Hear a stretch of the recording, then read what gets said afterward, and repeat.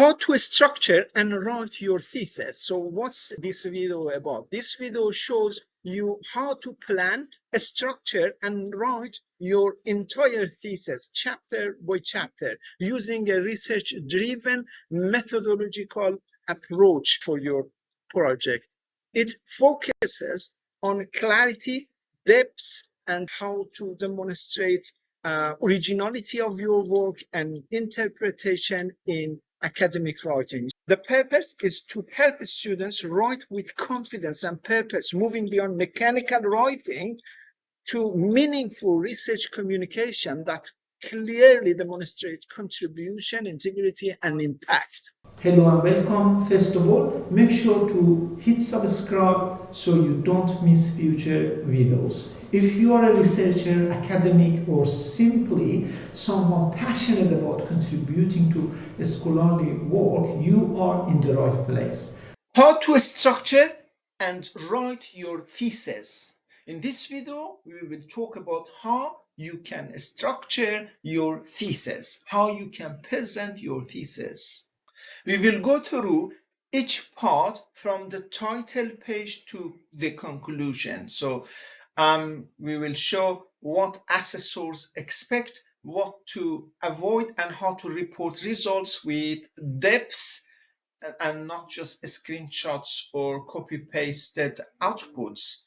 So start with your title page, a concise, descriptive title, your full name, ID, degree, supervisor, and submission date. Add a short acknowledgement of meetings with your supervisors and any administrative or technical support. Then include your abstract, a 200 for like 50 word summary, less more of your research problem, significance, methods, and finding.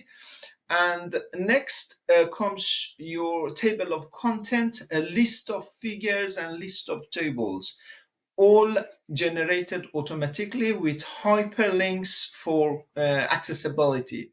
So include your statement of originality, declaration, and declare how original your work is. Acknowledge data contributors or company partners and disclose any AI tool usage. So then you need to note ethics approval details, sponsorship, or advisor guidance. This builds transparency and integrity. Chapter 1, Introduction. The introduction sets the stage for the whole project. So state the problem, explain why it matters, and identify the research gap. Then clarify your aim and objectives or research questions. These become your map for the rest of the thesis. End with a thesis roadmap or interest a flowchart explaining what each chapter will cover and how it links to your main aim. So chapter 2, literature review. The literature review is not a summary list, it's an argument, group sources or papers by themes, or compare approaches and highlight conflicting findings and show the gap that justifies your study and your thesis. Review at least 25 to 40 or 40 plus recent sources, mixing high quality journals and seminal papers. Each paper should be thoroughly reviewed. End the chapter by building a conceptual or theoretical framework that visually connects what is known and what's missing and what your study is about. Chapter 3, Research Methodology. This is the engine of your thesis. You must justify every step, not just describe it. Describe your research design, whatever it is, like experimental, case study, survey, mixed methods, two different methods, qualitative and quantitative, and explain why it fits your aim. List your variables, parameters, factors, or measures, and your data collection methods in detail, and any instruments or software you use. If your study uses Revit, Python, AI models, specific algorithms with references where it comes from, so all of them should be included. Describe the default parameters, the input data, and how your validated and adjusted methods have been used and where they come from, how you validated at all, and always explain why you choose a specific tool. Don't just say the software X was used. You need to justify it and what's the rationale, and show transparency as well. Include screenshots, parameters, tables like default parameters, default factors, default measures, and flowcharts of your computation workflow. So describe your data analysis plan, every step from pre-processing to interpretation. If you use a statistical software or AI models or any specific algorithm, specify the model setting, metrics, and validation. Like, for example, you say k-fold cross-validation is used in this way and why this is a good way for validation or triangulation. And so ethics and data should be clarified. Add your ethics approval or waiver ID. Explain how participants' data was handled and anonymous or stored somewhere in this folder or this path, and attach instruments and forms in the appendix. So mention where your data and codes are achieved or why they are restricted.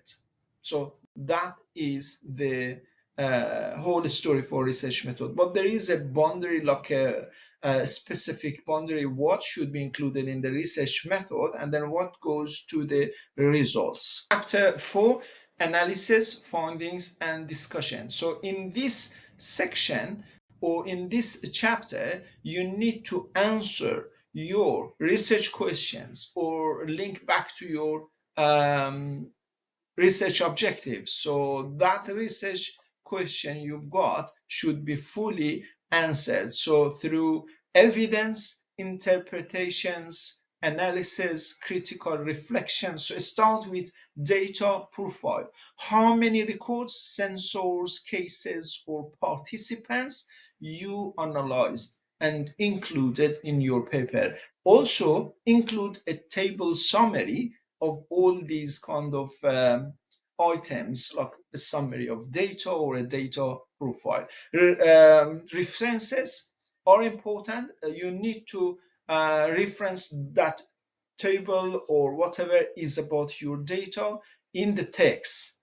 For example, you say, as shown in table 2, the data set include 2,800 records across 8 different sensor types collected over 6 weeks, and then you can talk about the locations of the sensors, where they are located, the arrangement, or what kind of data exactly being collected. Then present each analysis in sequence, explain what was analyzed and how, why, and what it means. Discuss validity and reliability, and also you need to clarify, did you perform sensitivity checks, sensitivity analysis, cross-validation, or any kind of verification, triangulation, and consistency tests.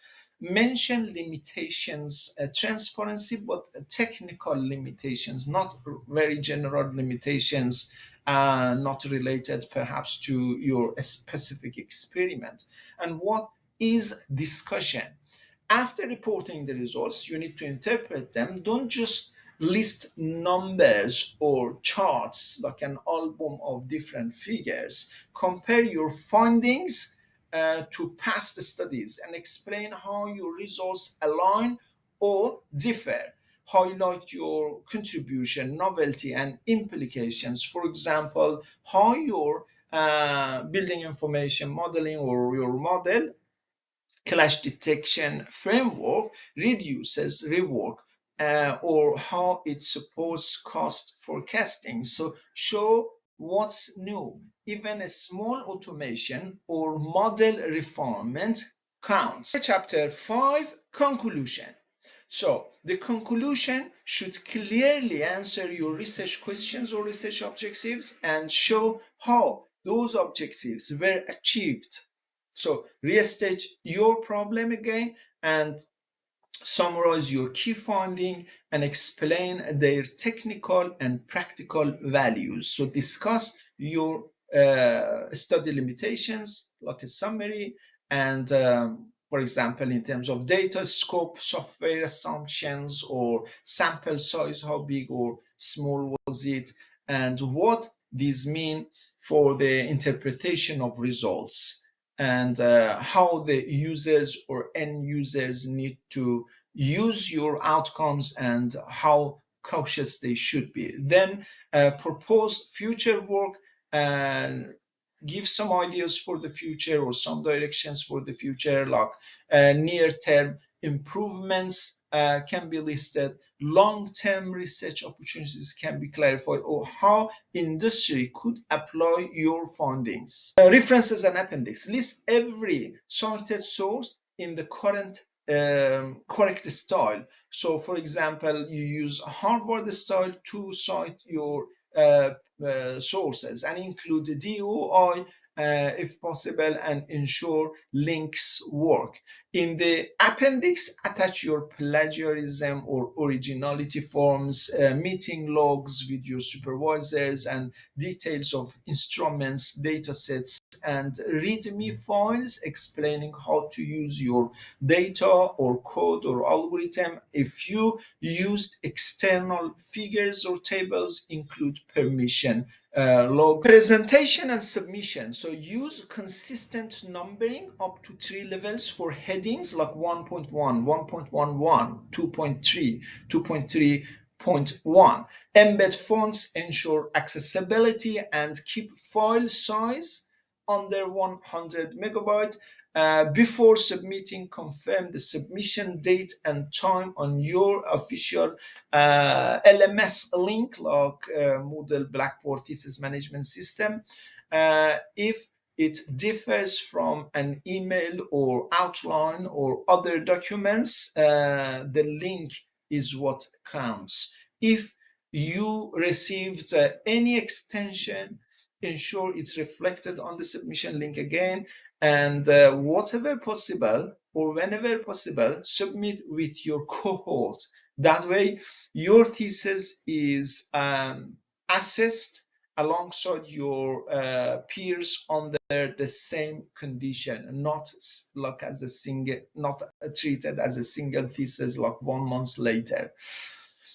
Okay, so your thesis is just a document? No, it's not just a simple document. It's a research story built step by step. It's a research report talking about every single step you've done. So focus on structure, clarity, justify different methods you use, and genuine interpretation is very important. So not just tool outputs, copy and pasting, whatever like SPSS software gives you, just copy and paste. No, you need to check which one is relevant and interpret and describe that table or outcome. So declare your originality, describe your process transparency, and also ensure your conclusions genuinely answer your research aims. These strategies come from over 10 years we discussed in this video, and 10 years of working with various students or convening thesis courses, and they can be effective for any discipline and anywhere perhaps. For more tips on research writing and publishing, feel free to connect with me on social media, subscribe to my YouTube channel, or check out my recent books. Stay in touch and stay inspired.